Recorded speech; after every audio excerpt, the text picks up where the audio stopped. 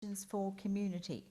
I'd like to ask, what made you decide to start this party, Milton, and why did you join it, Robert? And tell us a little bit about yourselves. I'll briefly explain. The reason why we felt it was necessary to start the Christians for Community is because during the last year, the process of the CDP was closing down through the court system, and other people who were involved in politics who were Christians, even parties that are quasi-Christian, were not exactly dealing with all matters relating to right across the board on the various government policies. The Christian parties were tending to, or Christian candidates were tending to just look at only those Christian-only things like scripture in school, like the right to life and those sorts of things, which are good, but we need to go far more than that. We need to do every part of life has got to have a Christian statement to it. Rob. Thank you. Well, was part of the Christian Democrats.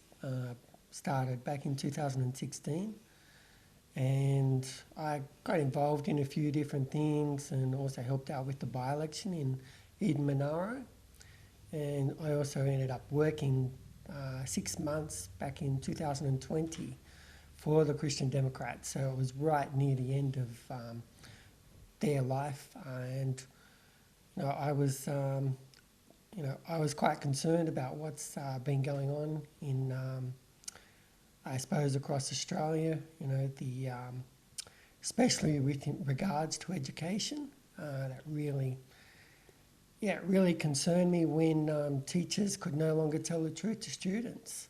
And I thought, wow, we really need to be able to tell the truth to students. They need a strong foundation on which to build their life. So that's why I'm involved with Christians for Community. Thank you, Robert. I like how he talks about the teachers not being able to tell the truth. Our position on the ballot paper is at T, which is for truth and also for trustworthiness, and that's right where we are. And you mentioned other policies before. You're not just standing on a Christian platform of pro-life and anti-certain things, but you actually have other policies as well. Would you like to talk a little bit about some of those other policies? Well, yeah, I mean, for one, I think one of my policies I've been with for a long time is particularly about restorative justice. Restorative justice really is about making sure that a victim of crime actually is able to be restored. So whatever damage has occurred, is we as a community do our best to try and re-establish that so that person feels comfortable in their own skin. Now, we can't always fix everything, but we've actually got to make an attempt to do it. That's a very good Christian focus. Plus the fact is a perpetrator of whatever wrong happened, that person needs to be established and welcomed back into society as a corrected person. That also is a very strong Christian value. However, a lot of people are short-sighted on their Christianity and don't see how it applies quite like that. There's also affordable housing. It is essential that we're able to give good housing to people. The fact that the house prices and some in government are celebrating, and in the media celebrating, that house prices are topping $1 million in a lot of suburbs around the place. That is appalling. We should not be having prices like that.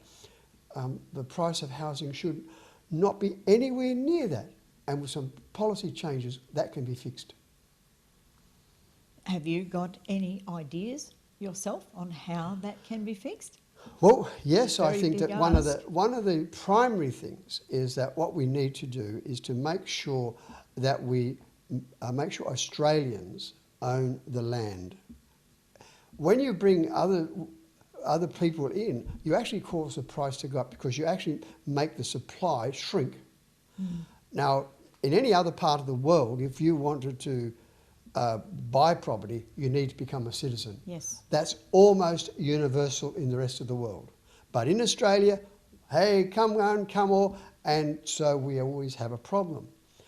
Now, that's a part of the problem. The other part of the problem, housing must be released. You must have a capacity to build housing. There must be land released. Now, the way they do release land is they release a small part of it so that the developers can maximise the profit. Instead of, we might have, for example, 1,000 acres of land that you are prepared to establish a city in. We will release about 10 or 15 acres of that. And then we'll release another 10 or 15 acres. So you actually get the price increasing. We need to do it differently.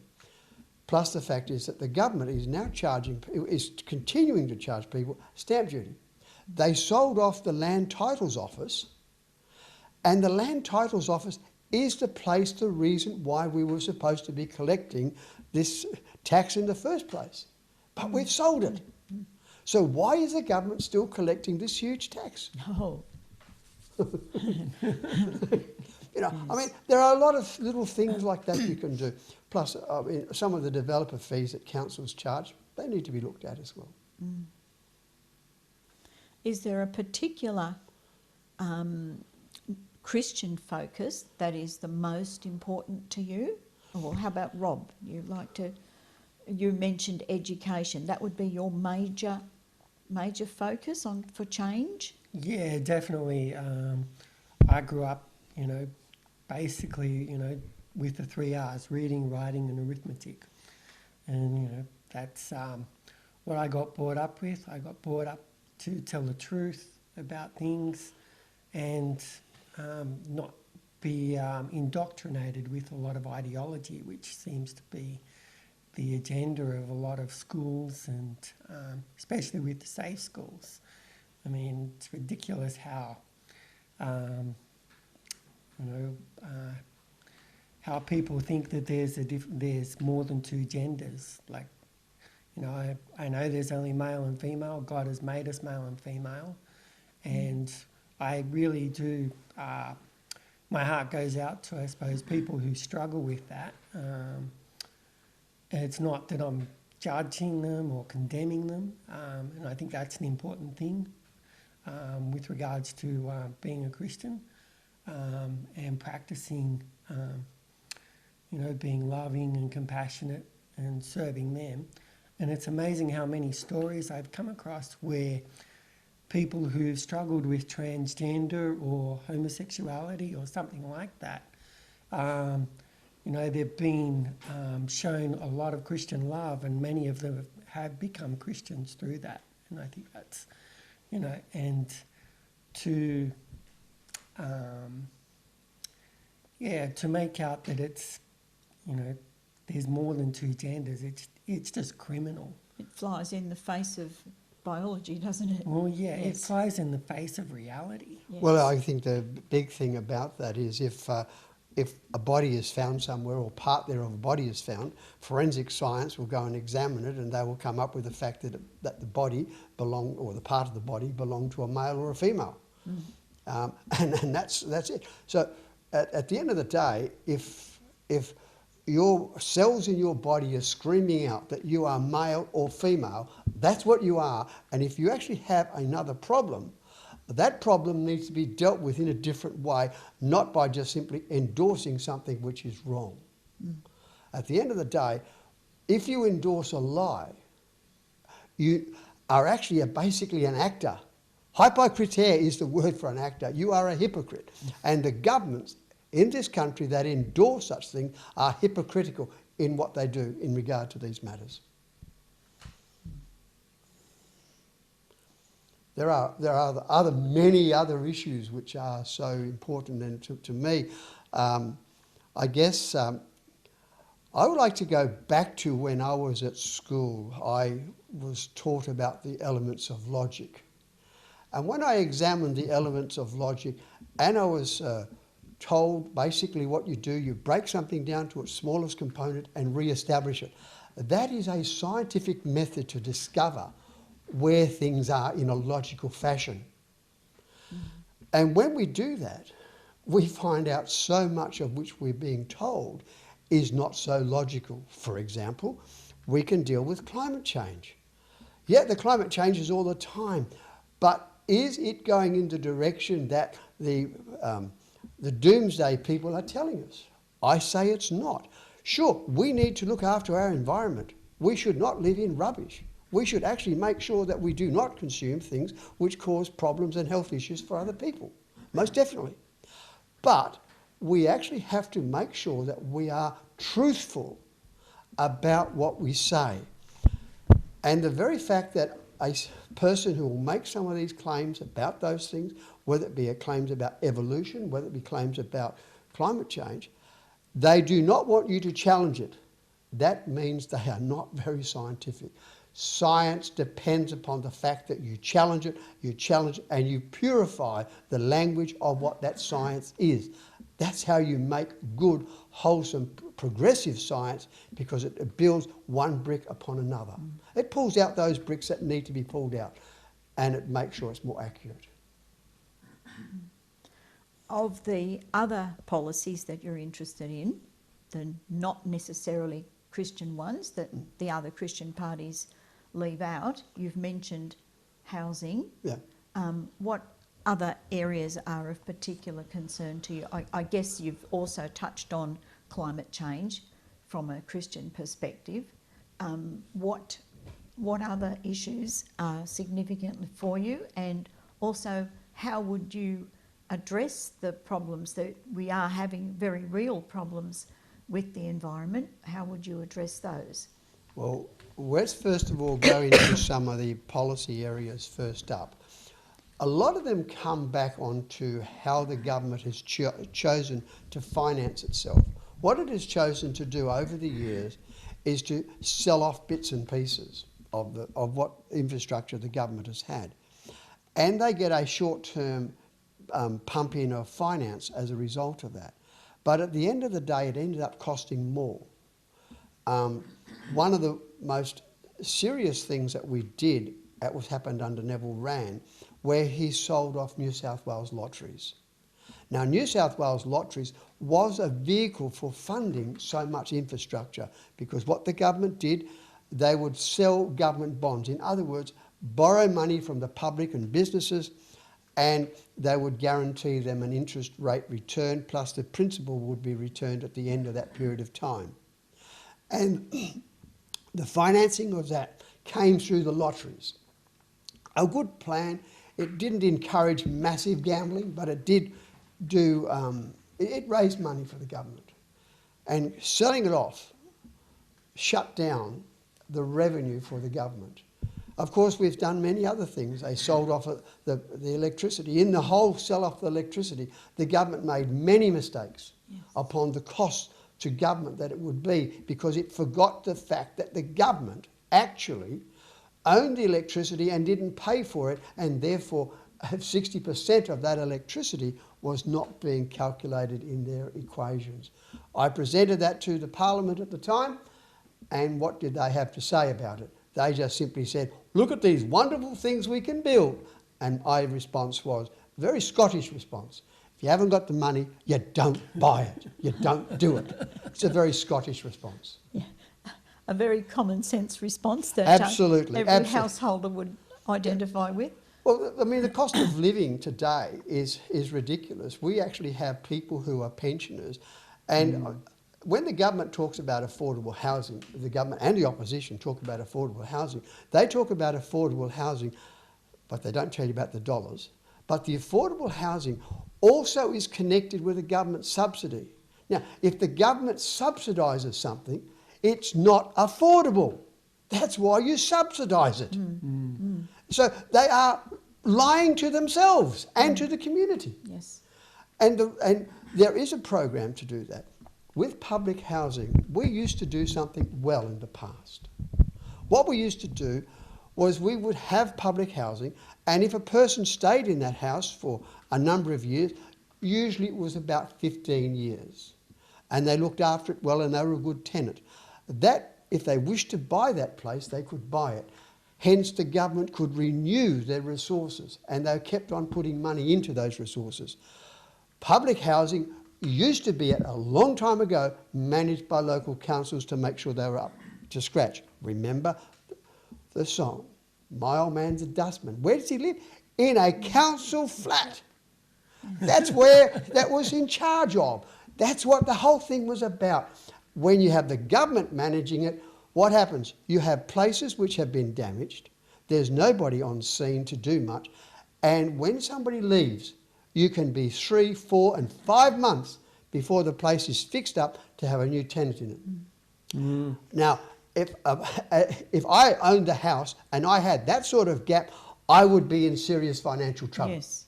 Yeah. And we need to make sure we have a quick turnaround. So let's get people on the ground close to it. Let's do it right, and let's do it properly for the first time. There are so many other things. Every area, Yes. every area. Well, Christianity should. If you're a Christian, then Christ is the centre of your whole life. So he should be the centre of your worldview. That's The right. way you look at every policy should be how he would deal with it. Yeah. I mean, at the end of the day, the job of government is to serve the community. Mm. That's a very simple thing. You are there to serve the people. In fact, that's a part of the oath that you take. Mm. But it seems to me that the community is compelled to serve the government and its departments. Mm. And that's where a problem is. There needs to be an absolute mind change. Yes. A whole thing. Turn it upside down. That's right. I mean, you take, for example, at the moment we have this huge discussion about the whole issue about the voice. Hang on, the local member of parliament is supposed to be your voice. Yes. In the parliament. Yes. So if there is an Aboriginal or Indigenous or a Torres Strait Islander, whichever name they want to use, if there is one of those that does not live in an electorate, okay, they need to have a voice towards the parliament. But I believe that every one of those who is a citizen of this country is in an electorate and has a local representative, and if they don't do their job, get rid of them and get somebody in it who will do the job. That's as simple as that. And that's why you're standing, because Absolutely. you will get in there and do the job. That's right. That's what it's about. Right. There's a job to be done. After all, a politician, I'm not sure exactly what they get paid. They get paid around about $200,000 plus. Hopefully you'll find out soon. Yes, They get hopefully paid I will. very well. About $200,000 a year and plus other expenses. And it's about time they started to earn that money or hand it back. That's as simple as that. And many of them should hand it back. Because those people who are party hacks, who just sit there and simply go to the whip, oh, how am I supposed to vote on this? Those people need to be thrown out of the parliament, and it needs to be people who go to the people and say, how should I vote on this? That's what it's about. You are there to represent the people, not your political party. That's end of story. Speaking of representing the people, you are a Christian. That's right. If your electorate is not Christian, how will you represent the people going against maybe what you believe? Well, I am one of those people who held a fortunate position of that. I remember on one occasion when I was representing some people in a matter in a political party, and those people took a particular view that I didn't agree with. However, in my absence, they passed a resolution to that effect. At that particular meeting, the motion was standing in my name. And so, as the representative of that branch, I moved the motion. I read out the details of what the reason why that motion ought to be on the table. Then I explained why I could not support it. I then put the motion without further debate, as both sides of the motion was there, and eventually that motion was in fact defeated, but my motion was carried. But I did represent the view. The view was there, well, front and centre, but it was where a clash of views came. But I still did the job. I didn't hide the view, because I should never hide the view, and you should present the view there. In fact, it was so unanimously opposed that there was only one vote in the whole of the party in favour of the position that I had to take to that particular state council meeting. Mm-hmm. That's how you get the job done. Right. Well, there we have it. Very powerful words from Milton Keynes. So he's going to get the job done for us. Well, someone's got to do the job, and nobody's been doing the job for a very long time. All they've been doing is taking the money. I mean, I think about, here's an interesting example in Newcastle where I currently live. I've been living there since 1980, so I suppose I can say it's my home. I own a house there with my wife, and so I suppose it is many grounds for it to be my home. There's a highway there which was called Highway 123 originally. It was drafted and went through the Parliament in 1935. Oh. It is not yet completed. Oh dear. We are supposedly on the final stage of it.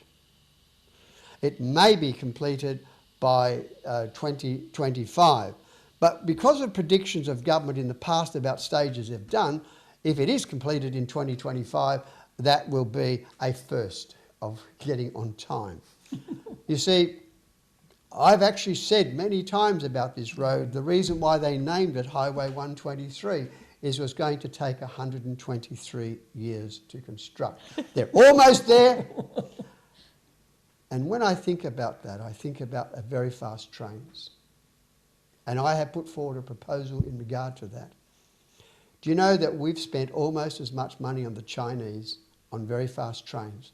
There's only one significant difference. They have the trains, we have the colour brochures and the reports, but we have nothing else. We don't even have a government with the guts enough, the foresight enough to actually do anything about it. And if we did it, and we did it well, we could decentralise a whole of our community.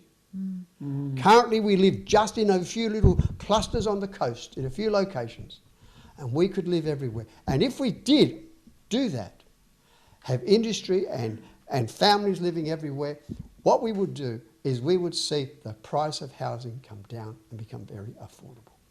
Yes. There are so many things we can do if we would only think about it and think well. Unfortunately, we need more people like Bradfield. Yes. Bradfield said the harbour bridge needed to be built, and they cut down the road a bit. Oh, they extended it a bit later on because he was shown to be right. But he has a water scheme which was thrown aside, where we connect all of our dams together so that where there is a drought, we can actually pump water from the areas where there's plenty. Where there's going to be a potential flood predicted, we can evacuate the water from there to actually make sure that we can limit the amount of flooding that would occur in those areas. And while speaking about floods, if we build on floodplains, we're going to have a problem which is really in the name of where we built it. We're going to have flooded places. We need to stop doing that.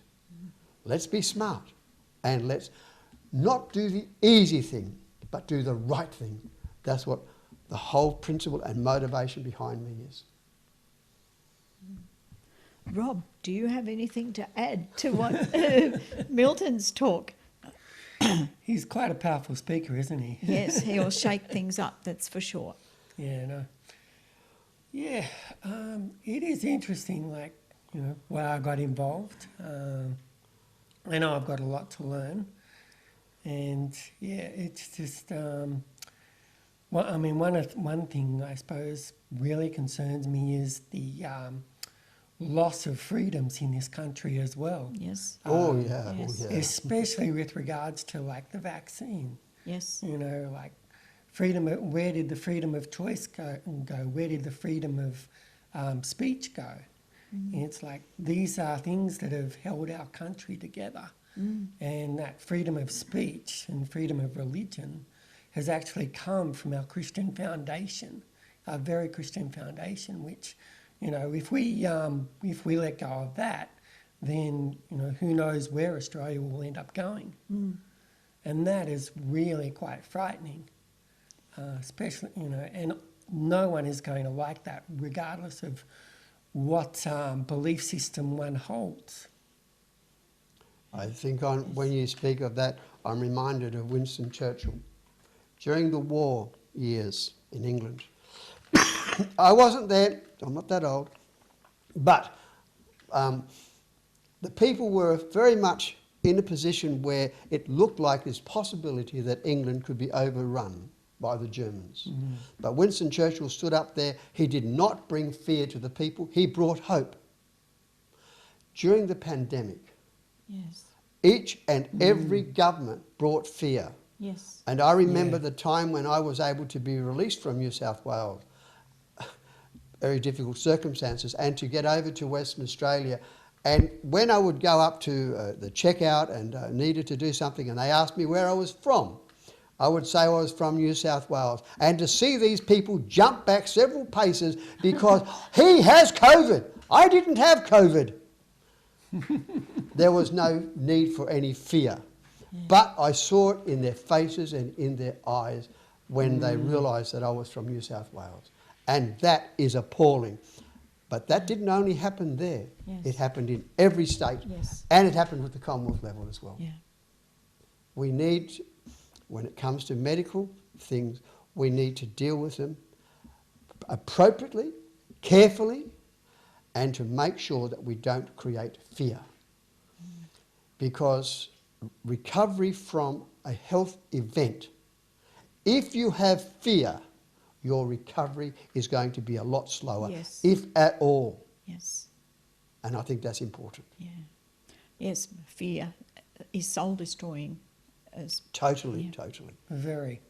You know, I mean, especially the journalists in this country, they should know better than what they've done. You know, pumping so much fear into people. You know, just if I could just say a couple of things about some of the people who lost their jobs during this time, particularly the teachers and the medical professionals, so nurses mostly amongst them. They should be welcomed back into the workforce if they want to trust the government again. They should be welcomed back, and they should be able to come back to the same level that they were before. Yes. And not to be on temporary stuff. I know some teachers who have come back and they've got to scrimp and save, look around and see if they can find a place where they can get a bit of casual work. They're not brought back completely. We still have got a staffing problem in our schools. We still have a staffing problem in our hospitals, and that's most appalling to even think about hospitals. It irks me completely. But the fact of the matter is we need these people there. We need them back in their jobs. They need to be confident that the government's going to back them. Yes. And that they're going to back them well. I want to make sure that we're able to do something with that. And as I mentioned, hospitals. I'm sick and tired of seeing people who arrive at emergency departments and are unable to be treated. They actually can't get into the place. You have the ambulances there sitting there. Those guys are virtually under arrest there because they can't release their people until they can actually be taken in. And so they're there for quite some time. They should be there, drop off their person, give a report on what it is, and out the door. That should happen within, having a full report on something difficult, half an hour should be the maximum time there. But we see them there for so long. And the reason behind it is the bed ratio in our hospital system has not continued to keep up with population growth. And that is not a problem of the current administration.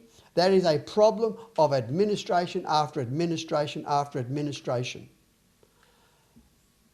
And on the current administration, a brand new hospital has been opened up in the Maitland area. But what happens to the old hospital? We can't use that anymore. And yet in London, when I went to a hospital in London, it was nearly 400 years old. And if they can do that in London, I'm sure we can have our places which are only 100 odd years old, maybe 200. We should be able to use them. Maybe need a refurbishment, but we need the hospitals and we need the staff.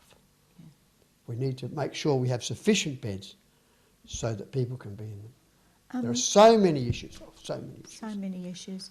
A major issue that I've been aware of is the fact that so many businesses cannot get staff. Why is that, you think, that people are not available to work, and what can be done about that? That's, I guess, one of the problems. There are a number of problems there, and I believe that the government made a massive error when they went into these employment agencies.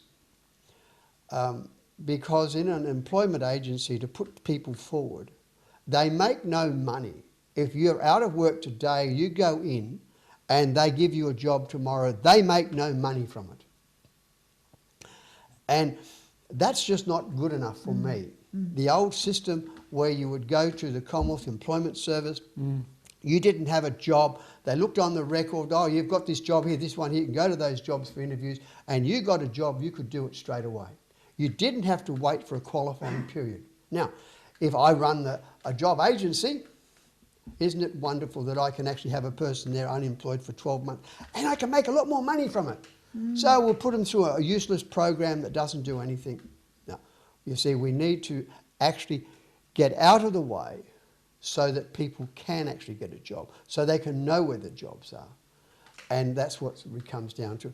And of course, a part of that is the attitudinal problem, because that's another thing. People need to have an attitude where they want to work.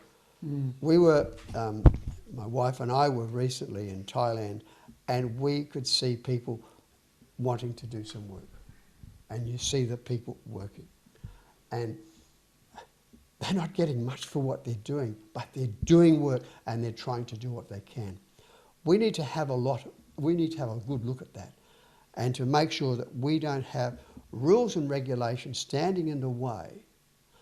Not that I want to compromise safety, I would never want to compromise safety. But I don't want rules and regulations standing in the way so you can't do something. That's the part of the problem. We have so many rules, so many regulations, and of course there's tax on employment as well, which we need to deal with as well. So do you think possibly that we have too much support for unemployed people, that they don't really feel the actual need to get a job, that they can live quite happily? Can I answer that? Yes, certainly. Actually, it's an interesting question, because when I've seen the job agencies, the public job agencies that are, they're really a cover for the government, and yeah, they don't do anything for anyone. In fact, I even had a manager of one of these job agencies maybe 15, 20 years ago. I had him in his office, and I said, so you don't find anyone work, so what is it that you actually do? And you know what he said to me? No. I was very, very surprised. I mean, you would think this is a job agency, okay, you help me find work. He said, we don't help you find work. So you can get out. You can continue to argue with me or get out. I thought, that's not an answer. That's just, So did he tell you what he did if they don't find work? He didn't even tell me. I think many of them actually are they don't benefit if you find work. They benefit if they keep you on their books, and they also benefit if they can dob on you to Centrelink. I mean, I also worked for a quasi-Christian organisation doing that same sort of work. I was a JPEC coordinator, and this is going back a fair while as well. And yeah, I really did pity a lot of the young people I was dealing with, because they were in very difficult positions, and they were being placed even in an even more difficult position because of this government legislation that was in place. It is always good statistically for the government to have somebody in a training program or doing voluntary work, because that means that they are gainfully employed. But, I mean, a lot of the people who receive the benefits. Some of them know how to work the system, but the people who don't know how to work the system, they struggle all the time. And in fact, their support really comes through the various agencies that actually give food or accommodation support or whatever else, those sorts of things. And of course, the other part of it is that when you have people who are at loose ends all the time, there's a higher tendency for those people to be involved in actions which are antisocial, and some of those can be criminal. And I wouldn't want to suggest that all people who are unemployed or are criminals, because they're not, but some of them, they tend to do that. There's a tendency to do things.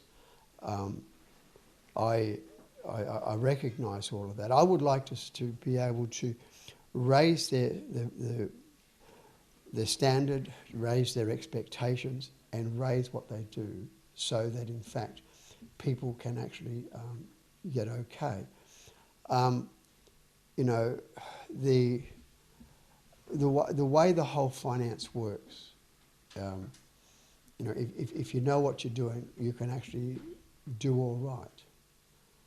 But the fact of the matter is that we should be able to make somebody to feel, I guess, satisfied in themselves when they go home, and to simply know what I've done, I'm proud of what I've done, rather than have to continually rely upon handouts, because that's not where we should be.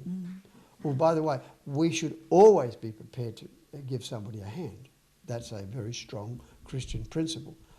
But people should be able to find the capacity to be able to hopefully fend for themselves and to survive, and to survive well. I mean, I did have a period of time when I had a serious car accident and I couldn't have employment for quite some time during the 80s. And while things were tough, you tightened your belt, you did what you did, but you know, things weren't so bad. Cost of living was not so bad either, but you know, there are a lot of things, and of course, unfortunately, there's a lot of money that can be made by the distribution of drugs, and of course, people, as a taxi driver, which is what I do for a living these days, as a taxi driver, I know lots of people who are from the poorer community who I'm absolutely certain they earn their money through passing on plastic bags of various medication. And it is sad because they need to do that to survive, and they're harming people. And if they get caught, they end up in jail, and they don't know who the bigs are, who are pushing it all. And it's a multi-million-dollar industry, the drug industry, and it's appalling that we should actually even have it. We should be able to destroy that and cut it out completely. Yeah. There's one other area that I'd like to raise. You touched on it when you mentioned the voice, but the problems for Indigenous Australians that are that is an area that concerns me greatly. Absolutely. Have you got any ideas of how to help? There are many Aboriginal people who are not who have regular jobs in the community. There are Aboriginal school teachers, nurses, and so forth. Well, there's a professor of medicine, I believe, employed at yes in Newcastle. So yeah. Look, I guess the biggest problem is there's one problem within the Aboriginal community, and that is the problem where they feel that they, I guess they're always looking for an apology, they're always looking for a handout and all that stuff. There's that group of people there who don't have a positive voice for themselves. And until they have a positive voice for themselves, it's not much that they will be able to appreciate. So there's that. The other aspect is that there is still a negative attitude by people towards the Aboriginal people, our white people. In my community, I suppose, we have a negative, there are many who have a negative attitude towards them. One person in my family, my oldest brother, had an extremely negative view of the Aboriginal community, which I found absolutely offensive. I have many friends, and many who are elders, and I've known many elders. And I think the main thing is that we need to be able to do is to prove to the Aboriginal people that they are a part of society, that they are not just the edge of society, but they are a real central part. I do think that the Department of Aboriginal Affairs does a disservice to the Aboriginal people, because in all of the time and all of the money that's spent, we have not seen improvements, and hence they must be singing from the wrong song sheet. They need to change what they're doing if they want to continue. I have this dream, I suppose, that one day we won't need the Department of Aboriginal Affairs because we will all be equal. For a short time when I was in South Africa, I attempted to bring equal pay in the workshop that I was managing in South Africa, in Johannesburg. It was difficult. I had court processes and put obstacles in front of me. But I figured if you did a job, let's call it digging a hole, if there was 10 people that dug a hole and it was the same sort of hole, the 10 people should have got paid the same money, irrespective of their gender, of their colour or whatever. Yes, I absolutely. mean, it's for the work that the person has done that they are being paid, and that's what we need to do. Now, obviously, we need to be culturally sensitive to people as well. And we have many cultures in this country because they've come from various places. And I think that's another problem. We need to understand the culture of the Aboriginal people. And as we understand that, we need to be sensitive to it when we do things in relationship with them. We should not impose upon them. I mean, I've found a lot of this when I travelled overseas. I was overseas for quite some time. There were some people who objected to you taking a photo of them without you asking their permission. There were some with religious belief, if you took a photo from them, that you took away a part of them. And so you need to understand these cultures, and some cultures are very sensitive. And of course, with the Aboriginal community, a lot of their culture is what's called the dreaming. One of the interesting things about the dreaming, it is not a period of time, but is it a period outside of time because it was a period that has been left behind because that's when people have died. And that's the dreaming, which I find quite fascinating when I consider this, because when and I wonder how old I am actually, because when I went to school, the Aboriginal arrival in this country was 20,000 years. So back in the mid-60s, it was 20,000 years that the Aboriginal people had been in this country. Well, that's expanded to 60,000 years. I must be very old, unless there's something wrong with the calculations. You see, this is a part of the era of science. Not really being science, but being science mixed with a belief structure for an outcome. And somebody would accuse me of that being a Christian. But the difference is I don't have my beliefs dictating how I see science. But what I do is I know that when I do a scientific examination, I'm looking at it from one point of view. And when I do a Christian evaluation, I'm looking at it from another point of view. And I think it was said very well by an Irish chap. His name slips me at this present time. He said, "Why is the kettle boiling?" And from one point of view, it is because the heat is making the molecules in the water race around in there. That's why it's boiling. Or the other reason is, I want a cup of tea. There are two explanations for it. And what we need to have a look at when we examine things, what is the purpose of what we're looking at? What is the purpose of the explanation? And to make sure that we understand that. Aboriginal dream time is something of the past. It is how they remember their ancestors. It's how they remember their connection to the land. And we need to understand that. And do not impose upon it the years, dates and months that our Western society has. It's completely different. And if you sit down and spend time, you'll know. I went to an Aboriginal funeral. Unfortunately, I couldn't stay the full length of time.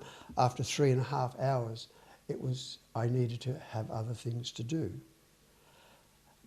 But it is so overwhelming and so enlightening to be there, because you get to understand the beginning of the dreaming by going there.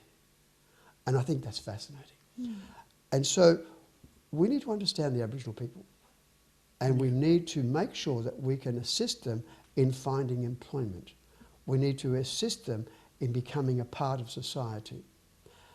And we need to actually treat them as being a part of society.